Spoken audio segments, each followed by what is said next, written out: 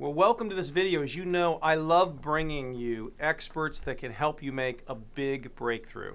And that's exactly what this next expert will help you do. She's a psychologist who has had a huge impact on a lot of people in a lot of major organizations. Fortune 50 companies have hired her to go to the next level. Entrepreneurs, people with a vision, have really worked with her and been able to get past whatever it was that was standing in the way. With me is Dr. Deb Carlin. Dr. Deb, welcome. Hi, Steve Harrison. How are you today? I'm so excited to be here with you. Well, it's great to be with you. I've enjoyed getting to know you over especially this last year, and you've been up to some really cool things. Absolutely. A lot of them inspired by you and your fantastic group. You put together a marvelous team.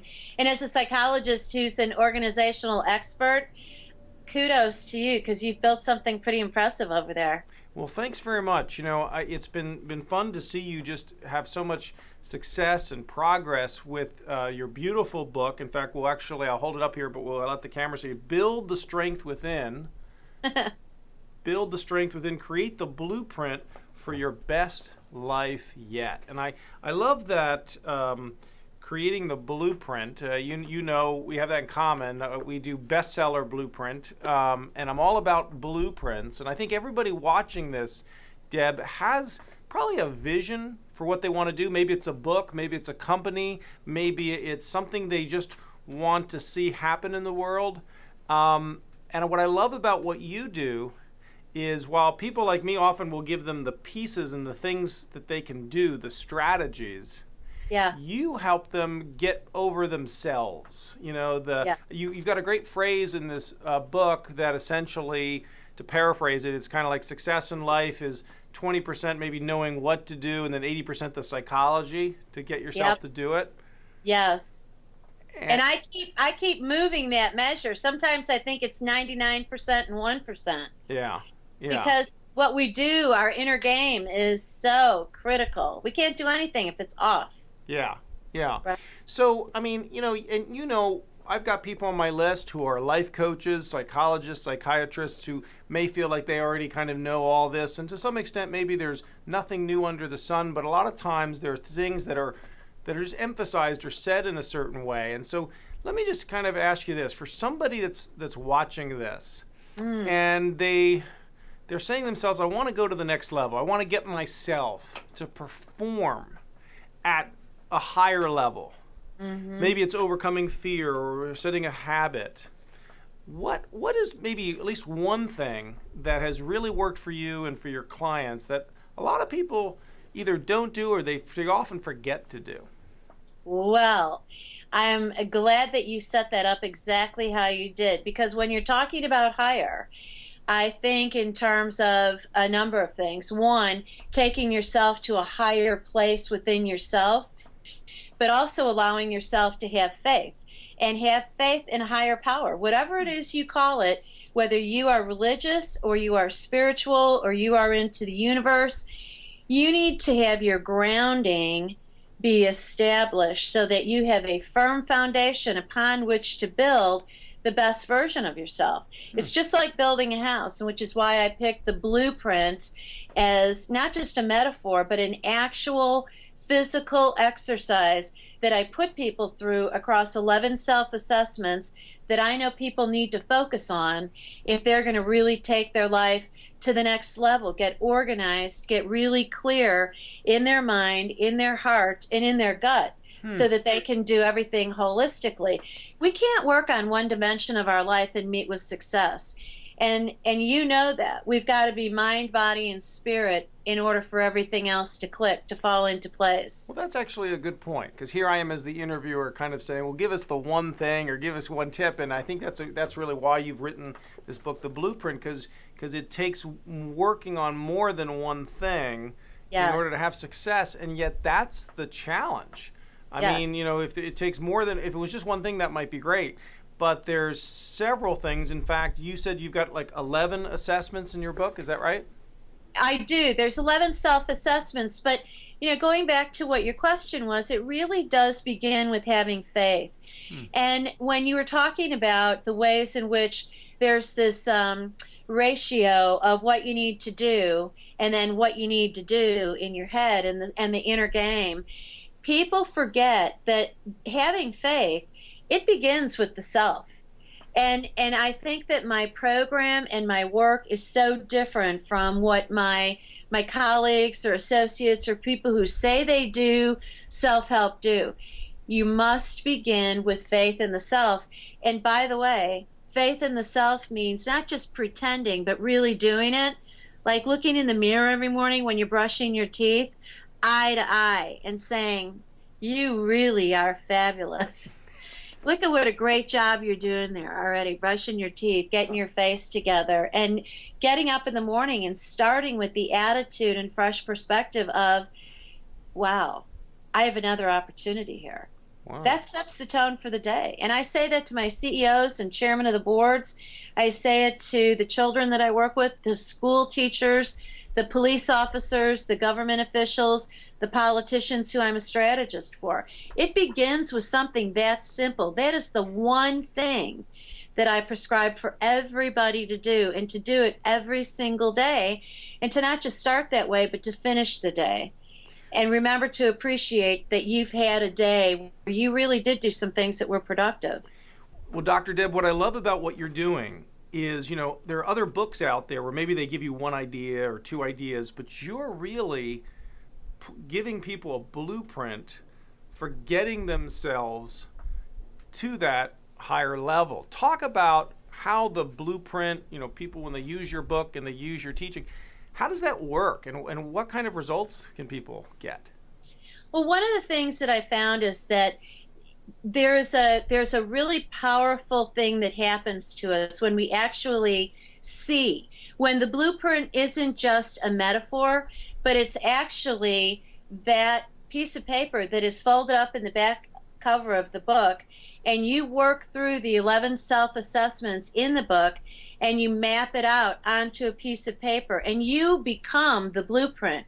You actually see a blueprint of you and where you are in terms of your self-confidence, in terms of your faith factor.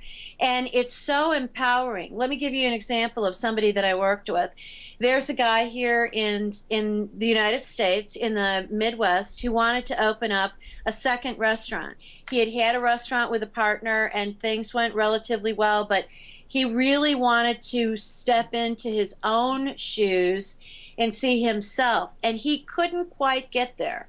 And it really was about having faith in himself and what he knew how to do, and he got a clear picture of where he was on his faith factor, and then he started to work on it, giving him the power to work through the exercises that I teach. And so one of them actually is a self-talk exercise. So you do specific scripting for yourself, just centering yourself and getting a vision of what you need to do.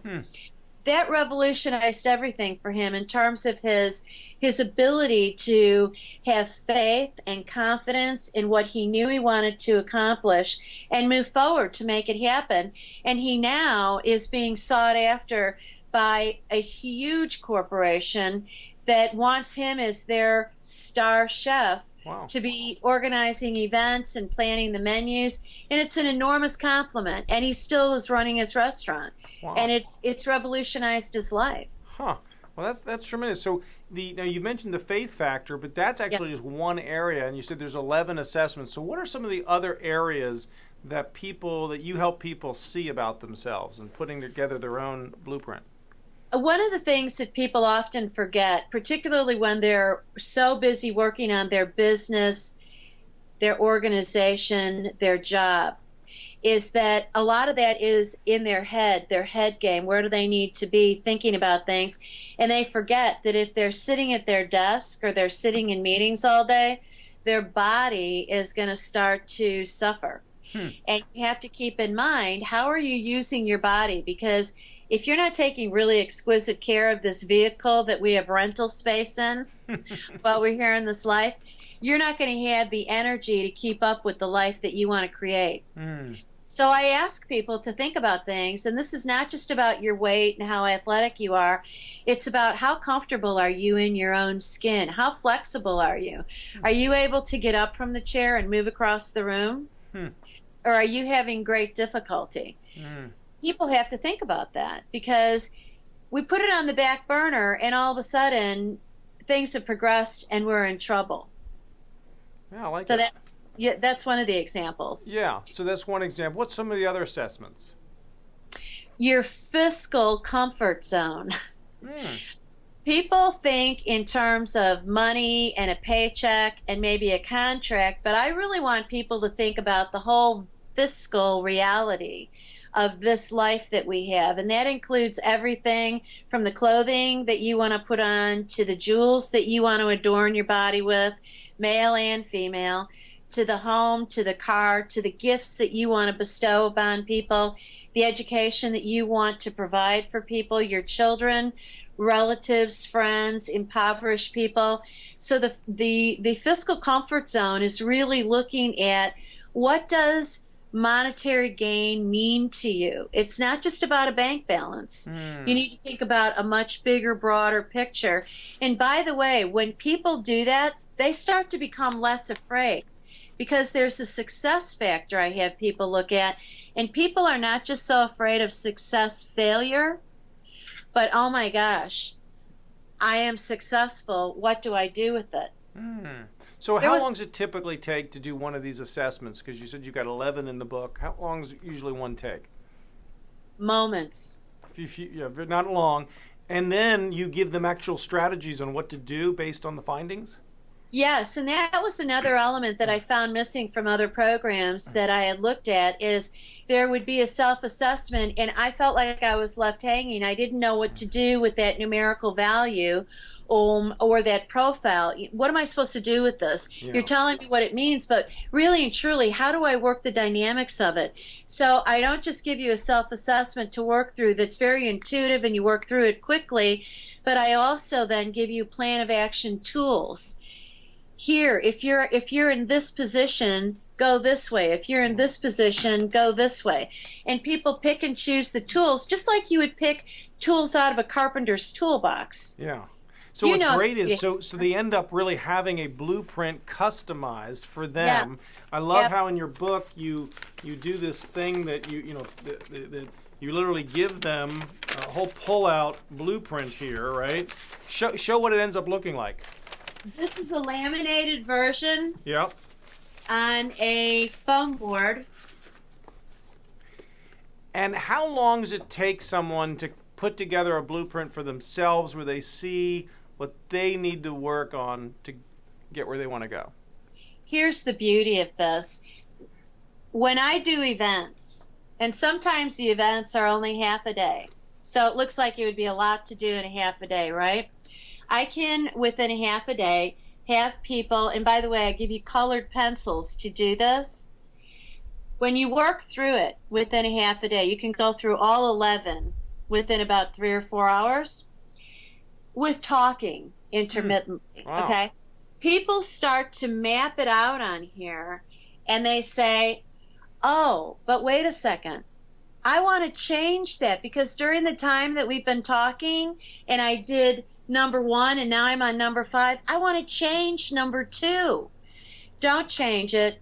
Add your secondary responses. Because when we start to get a full picture, it's like when we're getting dressed in the morning. You think the outfit that you have on is great until you put on the sweater and then you realize it doesn't go with the shoes. Right. So it really is customization. You have an opportunity to change as you're walking through it. You can spend a few hours. I invite you to spend a few hours, get a feel for it, and come back to it and check in with yourself like you look into the mirror every day a few times. Yeah. So there's a plan, but it's organic, and so you can it can evolve as you experience different things. That's wonderful. Absolutely. That's great. Well, I think it's a wonderfully put together book. You've done a phenomenal job. Build the strength within, create the blueprint for your best life yet. And Dr. Deb, how can people get a copy of the book? They can go to Amazon, Amazon.com, enter my name into the toolbar, the search bar there, Dr. Deb Carlin, and you will pop onto my Amazon author page Great. where you can see a couple of videos where I'm talking to you. Wonderful. You can read the reviews, which, by the way, are all 5 stars so far. Thank you very much. Well, that's great. And then, and how about, do you have a website if people want to consider having you speak to their group or maybe hire you to work with you one-on-one? How can they find you that way? I make it very easy. drdebcarlin.com, DRDEBCARLIN, drdebcarlin.com. I'm amazingly accessible. And as a matter of fact, I use Time Trade through my Google Calendar, so you can book an appointment with me for a phone consult if you want to have a conversation during open time that I have and explore whether we're a good connect and if I can help you. Great. Thanks so much. I appreciate it. You're very welcome. Thank you, Steve. It was a great opportunity, and thank you for all that you do.